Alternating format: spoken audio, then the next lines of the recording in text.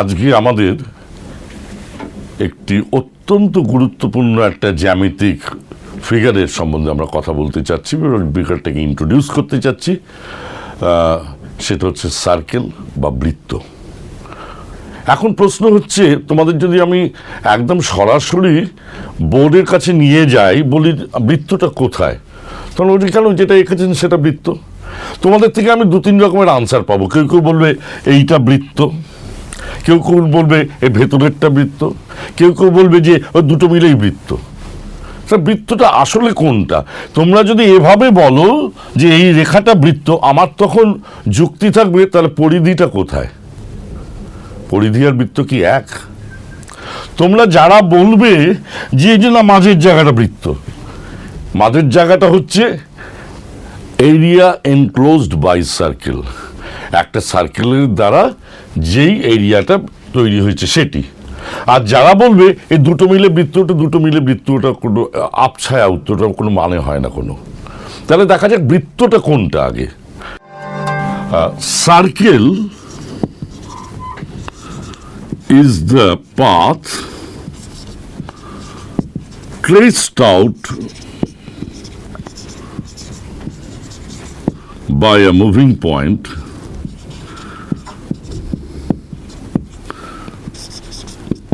in a plane so that it keeps a fixed distance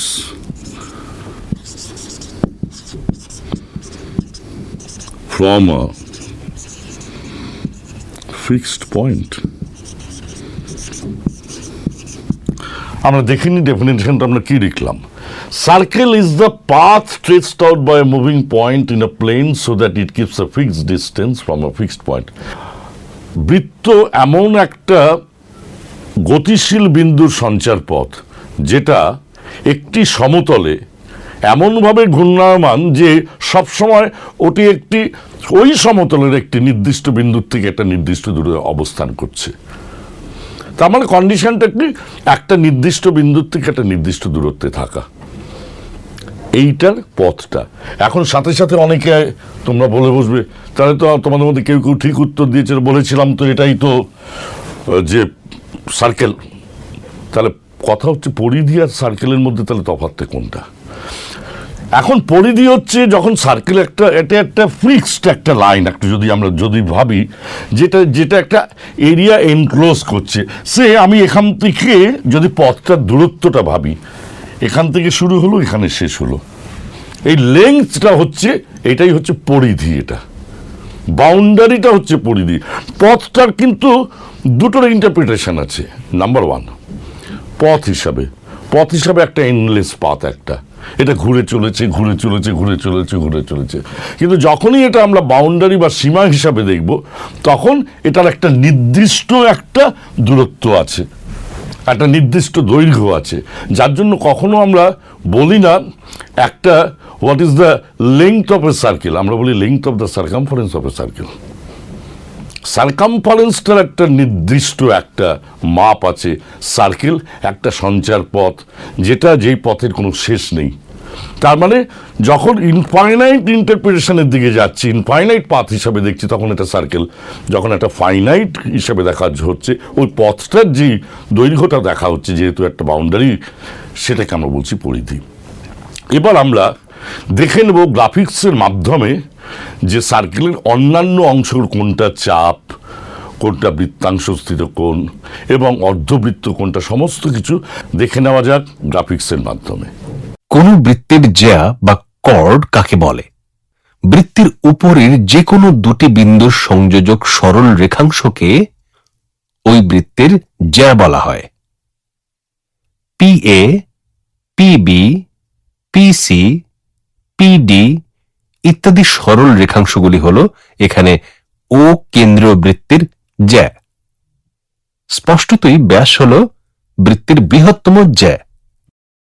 P থেকে Q পর্যন্ত বৃত্তের পরিধির অংশকে বৃত্তচাপ বা আর্ক বলা হয় এবং লেখা হয় এইভাবে। ছোট দৈর্ঘ্যের এই চাপকে বলা হয় উপচাপ এবং বড় দৈর্ঘ্যের এই চাপটি হল অধিচাপ। বৃত্তাংশ বা সেগমেন্ট কাকে বলে? কোন বৃত্তের একটি জ্যা এবং একটি চাপ দ্বারা গঠিত ক্ষেত্রকে বৃত্তাংশ বলে। অপেক্ষাকৃত বড় বৃত্তাংশটিকে অধিবৃত্তাংশ বলা হয় এবং ছোটটিকে উপবৃত্তাংশ বলা হয়। বৃত্তকলা বা সেক্টর কাকে বলে? যে কোনো বৃত্তের দুটি ব্যাসার্ধ এবং বৃত্তচাপ দ্বারা সীমাবদ্ধ ক্ষেত্রকে বৃত্তকলা বলা হয়। এই ছবিটিতে ও কেন্দ্রীয় বৃত্তের ও এ এবং ও বি ব্যাসার্ধ এবং এ বি বৃত্তচাপ দ্বারা সীমাবদ্ধ ক্ষেত্রটি হল একটি বৃত্তকলা। প্রকৃতপক্ষে আমরা দুটি বৃত্তকলা পেলাম এই ছবিটিতে। এক কেন্দ্রীয় বৃত্ত বা কনসেন্ট্রিক সার্কেলস কাকে বলে? একটি নির্দিষ্ট বিন্দুকে কেন্দ্র করে আলাদা আলাদা দৈর্ঘ্যের ব্যাসার্ধ নিয়ে যে অসংখ্য বৃত্ত আঁকা যায় তাদের এক কেন্দ্রীয় বৃত্ত বলা হয়। সর্বসম বৃত্ত বা ইকুয়াল অর কংগ্রুয়েন্ট সার্কেলস কাকে বলে? দুই বা ততোধিক বৃত্তকে সর্বসম বৃত্ত বলা হবে যদি তাদের ব্যাসার্ধ সমান হয়। এই চিত্রে ax equal to by equal to cz। অতএব বৃত্ত তিনটি সর্বসম। জেনে রাখা ভালো, তিনটি সমরেখ বিন্দু দিয়ে কোনো বৃত্ত আঁকা সম্ভব নয়। তিনটি অসমরেখ বিন্দু দিয়ে কেবলমাত্র একটি বৃত্ত আঁকা সম্ভব। তিনের বেশি অসমরেখ বিন্দু দিয়ে যদি বৃত্ত আঁকা সম্ভব হয় তবে ওই বিন্দুগুলিকে সমবৃত্তস্থ বা কনসাইক্লিক বলা হয়। বৃত্তস্থ চতুর্ভুজ বা সাইক্লিক কোয়াড্রিল্যাটারাল কি? যে চতুর্ভুজের শীর্ষবিন্দুগুলি কোনো একটি বৃত্তের উপর অবস্থিত সেই চতুর্ভুজকে বৃত্তস্থ চতুর্ভুজ বলা হয়। জেনে রাখা ভালো, যে কোনো জ্যায়ের লম্ব সমদ্বিখণ্ডক বৃত্তের কেন্দ্র দিয়ে যাবে। আমরা যে থিওরাম বা উপপাদ্যটিকে নিয়ে আমরা শুরু করতে চলেছি সার্কেলের যাত্রাটা, সেটা যদিও পাঠ্যক্রম অনুসারে সেটা মূল্যায়নের অন্তর্ভুক্ত নয়, কিন্তু আমাদের সার্কেলটাকে ভালো করে বুঝতে গেলে that is the fundamental theorem যেটা দিয়ে আমাদের শুরু করতে হবে। তো আমরা সেরকমই একটা থিওরাম দিয়ে বা প্রথম থিওরাম দিয়ে আমরা আসছি, যার স্টেটমেন্টটা যদি আমি ইংরেজিতে বলি, through three non-collinear points one and only one circle can be drawn। তার মানে এটা দুটো ভাগ আছে। একটা হচ্ছে একটা সার্কেল আঁকা যায়, দ্বিতীয় ভাগটা হচ্ছে সেটাই একমাত্র সার্কেল, আর কোনো সার্কেল আঁকা যাবে না। দেখা যাক ব্যাপারটা কীরকম। আমরা তিনটে নন কলিনিয়ার পয়েন্টস নিলাম, পি কিউ অ্যান্ড আর। আমরা পি কিউ জয়েন করলাম, কিউ আর জয়েন করলাম। পি কিউ এর একটা পারপেন্ডিকুলার বাইসেক্টর বা লম্ব সমদ্বিখণ্ডক আঁকলাম, কিউ আর এরও একটা লম্ব সমদ্বিখণ্ডক আঁকলাম। এখন লম্ব সমদ্বিখণ্ডক মানে কি? লম্ব সমদ্বিখণ্ডক হচ্ছে সেটা লম্ব বা perpendicular, at the same time it is the bisector. আমরা ধরে নিলাম ওই দুটো ও পয়েন্টে মিট করছে।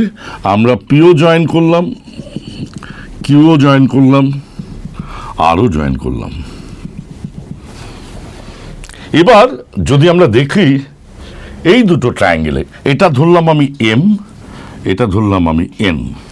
P M O and Q M O, এই দুটো ত্রিভুজের মধ্যে ও এম সাধারণ বাহু, P M is equal to Q M, যেহেতু ও এমটা হচ্ছে পারপেন্ডিকুলার বাইসেক্টর, এবং এই দুটো হচ্ছে 90 ডিগ্রিজ, যেহেতু এটা লম্ব। তার মানে side angle side, side angle side congruency. তা যদি হয় তাহলে OP is equal to O Q. কেননা এই দুটো সরল যেই ত্রিভুজ পেয়েছি, এই ত্রিভুজ দুটো সর্বসম। এবার দ্বিতীয় ক্ষেত্রে একইভাবে Q N O R N O, এরা একই নিয়মে common side, angle, side, side angle side congruency. যদি তাই হয় তাহলে corresponding sides are equal, that is O Q is equal to O R. তার মানে আমরা পেলাম OP is equal to O Q and O Q is equal to O R. দুটোকে যদি আমরা মিশাই তাহলে আমরা পাচ্ছি OP is equal to O Q is equal to O আর। এবার দেখা যায় একটা সার্কেল কি করে আঁকা যায়। একটা সার্কেল আমি যদি তোমাদের একটা বলি যে যাও তোমরা গিয়ে একটা সার্কেল আঁকো, 5 সেন্টিমিটার তার রেডিয়াস হবে, তোমরা কি সবাই একই সার্কেল আঁকবে? কখনো না। এক একজন এক এক জায়গায় আঁকবে, সার্কেলগুলো সমান হবে কিন্তু একই সার্কেল আঁকছো না। সার্কেলগুলো সর্বসম হবে কিন্তু সার্কেলগুলোর জায়গাগুলো চেঞ্জ হয়ে যাচ্ছে। এবার আমি যদি বলি এই ধরো তোমাদের একটা নির্দিষ্ট বিন্দু দিলাম আর বললাম যে 5 সেন্টিমিটার হচ্ছে তোমাদের রেডিয়াস, তোমরা প্রত্যেকে কিন্তু একই সার্কেল একই জায়গায় তোমরা ওই সার্কেলটাই আঁকবে। তার মানে একটা নির্দিষ্ট সার্কেল আঁকার জন্য একটা নির্দিষ্ট বিন্দু চাই, সেটা হচ্ছে কেন্দ্র, একটা নির্দিষ্ট দূরত্ব চাই যেটার মাপ হচ্ছে ওই রেডিয়াস বা ব্যাসার্ধের মাপ, তাহলে আমরা একটাই সার্কেল আঁকা যাবে। এবার দেখা যাক, দেখো ওর থেকে তার মানে পি কিউ আর সবাই সমদূরবর্তী। তার মানে আমি যদি ওকে কেন্দ্র করে এবং ওপি রেডিয়াস নিয়ে যদি একটা সার্কেল আঁকি, it will pass to Q and R. আবার ও কিউকে যদি রেডিয়াস করে যদি আঁকতাম, আর আর পির মধ্যে দিয়ে পাস করতো। সিমিলারলি ও আরকে যদি রেডিয়াস ধরে একটা করতাম, পি আর কিউ দিয়ে পাস করতো। তার মানে একটা সার্কেল আঁকা যাচ্ছে, এর মধ্যে আমরা নিশ্চিত। That is the first part of our journey is completed, that is through 3 non-collinear points one circle can be drawn. Question হচ্ছে, is it the only circle? কেবলমাত্র কি একটি সার্কেল সম্ভব?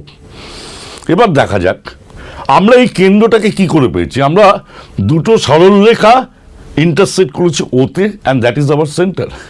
এখন দুটো সরল রেখা যদি প্যারালাল না হয়, তারা যদি ইন্টারসেক্টিং হয়, তারা একটা পয়েন্টে ইন্টারসেক্ট করবে, আবার ঘুরে গিয়ে দ্বিতীয় পয়েন্টে ইন্টারসেক্ট করতে পারবে না। সুতরাং O is fixed because it is the point of intersection of two fixed straight lines. এবং ও যদি ফিক্সড হয়, তার থেকে পি কিউ আর এদের দূরত্বগুলো ফিক্সড। তার মানে সেন্টার ফিক্সড, রেডিয়াস ফিক্সড, তার মানে একই তো সার্কেল সবাই আঁকবো। তাই কেবলমাত্র একটি সার্কেলই আঁকা সম্ভব, আর কোনো সার্কেল আঁকা সম্ভব না। So through 3 non-collinear points one and only one circle can be drawn.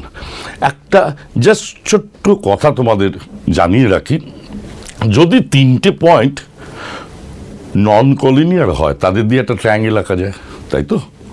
3টে যদি নন কলিনিয়ার যদি পয়েন্ট হয় তাদের যোগ করলেই তো একটা ট্রায়াঙ্গেল আঁকতে পারবো। তার মানে ওই যে সার্কেলটা, এই সার্কেলটা এই 3টে পয়েন্ট দিয়ে পাস করছে, সবসময় পাস করবে। তার মানে যে কোনো একটা ট্রায়াঙ্গেলের ক্ষেত্রে আমরা একটা সার্কেল আঁকতে পারবো।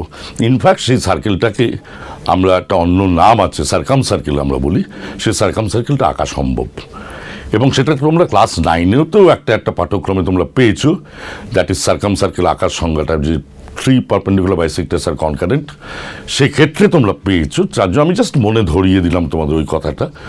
তার জন্য কি হচ্ছে, আমরা তার জন্য সাইক্লিক ট্রায়াঙ্গেল বলে কোনো কথা বলি না, যদিও সাইক্লিক কোয়াড্রিল্যাটারাল কেউ নামটা শুনে ফেলেছো, দ্যাট ইজ বৃত্তস্ত চতুর্ভুজ বলে কথাটার জন্য। বৃত্তস্ত ট্রায়াঙ্গেল বলে কোনো রকম কোনো ওয়ার্ড নেই, কেননা ট্রায়াঙ্গেল যদি হয় সবসময় তাকে বৃত্তস্ত হতেই হবে। Because through 3 non-collinear points one and only one circle can be drawn.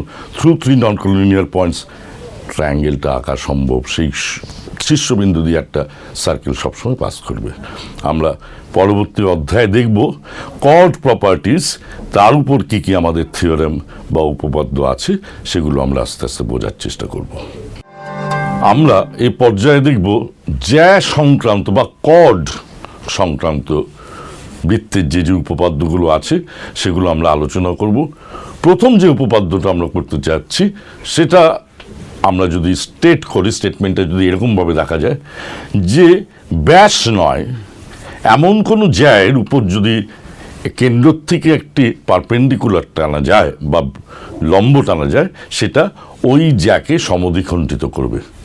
that is the perpendicular dropped from the center on a chord which is not a diameter will bisect the chord. দেখা যাক কি করে আমরা প্রুফটা করি। আমরা প্রথমে চলে যাচ্ছি, সার্কেলটাকে নিচ্ছি, এবার যে কোনো একটা কর্ড নিচ্ছি। PQ is a chord, O is the centre of the circle. আমরা বলছি যে এর উপর যদি আমি পারপেন্ডিকুলার টানি তবে এটাকে বাইসেক্ট করবে, that is OM। If OM is perpendicular to PQ then OM will bisect PQ, that is PM is equal to MQ। আমরা যে অতিরিক্ত যে অঙ্কনটা আছে সেটা করে ফেলছি, জয়েন OP অ্যান্ড OQ। খুব সাধারণ একটি সর্বসমতার অঙ্ক, তোমরা নিজেরাই পারবে। দেখো পারপেন্ডিকুলার তাহলে 90 90, আবার OP is equal two OQ, একই বৃত্তের দুটি ব্যাসার্ধ, তার মানে এই দুটো সাইড ইকুয়াল, এই সাইডটা কমন, OMটা কমন, অ্যান্ড এইটা রাইট অ্যাঙ্গেল, এইটা রাইট অ্যাঙ্গেল, তাহলে দাঁড়ালো কি right angle hypotenuse side, right angle hypotenuse side, তার মানে ত্রিভুজদ্বয় সর্বসম, এবং তা যদি হয় PM is equal to MQ। তার মানে the perpendicular drop from the centre on a chord which is not a diameter will bisect the chord. এবার এর বিপরীত উপপাদ্যটা কি হতে পারে বলো? এর বিপরীত উপপাদ্যটা সেটাই হবে যদি একটা, এটা যদি মিড পয়েন্ট হয় আর সেন্টার যদি হয়, তাদের সংযোজক সরলরেখা PQ এর উপর লম্ব হবে, জাস্ট উল্টোটা। এটা যেমন পারপেন্ডিকুলার হলে বাইসেক্টর হবে, ওটা বাইসেক্টর হলে পারপেন্ডিকুলার হবে। এবার দেখা যাক আমরা সেটা কিভাবে করি। আমরা জ্যা সংক্রান্ত যে উপপাদ্য দুটো করলাম, এবং আগেও বলেছি যে এবার যে একটা ওই জ্যা সংক্রান্ত উপপাদ্যের একটা প্রয়োগ আমরা দেখব, যেটা দুটোই তার একটা বিপরীত উপপাদ্য আছে বা বিপরীত প্রয়োগও আছে। সেই প্রয়োগ দুটো এতটাই ইম্পর্টেন্ট, কোনো কোনো ক্ষেত্রে এটাই দুটোকে থিওরামের পর্যায়ে স্বীকৃতি দেওয়া হয়। তো দেখা যাক সেটা কি কি। Equal chords are equidistant from the centre, তার মানে সমান দৈর্ঘ্যের যে জ্যাগুলো আছে সেগুলো কেন্দ্র থেকে সবসময় সমদূরবর্তী হবে। তাহলে আমরা চলে যাই একদম সরাসরি ডায়াগ্রামে। আর যেখানে আমরা একটা সার্কেল দেখছি উইথ সেন্টার O, আমরা দুটো কর্ড নিচ্ছি, একটা AB আরেকটা CD, এবং এই যে AB আর CD এই দুটো কর্ড আমরা দেখলাম, এরা অ্যাকর্ডিং টু দ্য কোয়েশ্চেন, আমার প্রশ্নানুসারে এরা সমান দৈর্ঘ্যের। আমাদের কি প্রুভ করতে হবে? আমার প্রুভ করতে হবে তারা সমদূরবর্তী ওই সেন্টার থেকে। তার মানে ওর থেকে যদি আমি একটা পারপেন্ডিকুলার এখানে টানি, ওর থেকে যদি একটা পারপেন্ডিকুলার এখানে টানি, তাহলে OM is equal to ON হবে। আমার দেওয়া আছে প্রদত্ত কি? প্রদত্ত হচ্ছে AB is equal two CD। আমাদের প্রুভ করতে হবে OM is equal to ON। এবার AO জয়েন করছি, CO জয়েন করছি। দেখো OM is perpendicular two AB, so OM will bisect AB। আমরা এই থিওরামটা করেছি, কারণ সেন্টার থেকে যদি মিড পয়েন্টের উপর পারপেন্ডিকুলার টানা যায় সেটা বাইসেক্ট করবে, আবার উল্টোটাও সত্য। তার মানে আমরা পাচ্ছি যে AM is half of AB, similarly CN is equal to half of CD, but AB is equal two CD, therefore ওদের হাফগুলো ইকুয়াল। তার মানে আমরা ফাইনালি কি পেলাম? আমরা পেলাম AM is equal two CN। এই দুটো ট্রায়াঙ্গেল নাও, AOM CON, এইমাত্র আমি প্রুভ করলাম AM is equal two CN, ঠিক আগের থিওরামের হেল্প নিয়ে, সাহায্য নিয়ে। AO is equal two CO, একই বৃত্তের দুটো ব্যাসার্ধ, তারা ইকুয়াল হতেই হবে। আর এই রাইট অ্যাঙ্গেল, তাহলে দুটো ট্রায়াঙ্গেল বা দুটো ত্রিভুজ, রাইট অ্যাঙ্গেল হাইপোটেনিউস, সাইডে কংগ্রুয়েন্সি এসে গেল। যদি তাই হয় তাদের corresponding sides equal. Sides equal হলে OM has to be equal to ON, that is AB এবং CD এরা সেন্টার থেকে সমদূরবর্তী, they are equidistant from the centre. এটা মানে প্রয়োগের দিক দিয়েও যেমন একটা খুব বিখ্যাত প্রয়োগ, তেমনি আমি আগেও বলেছি যে এটা প্রায় থিওরামের পর্যায়ে পড়ে প্রপার্টিটা।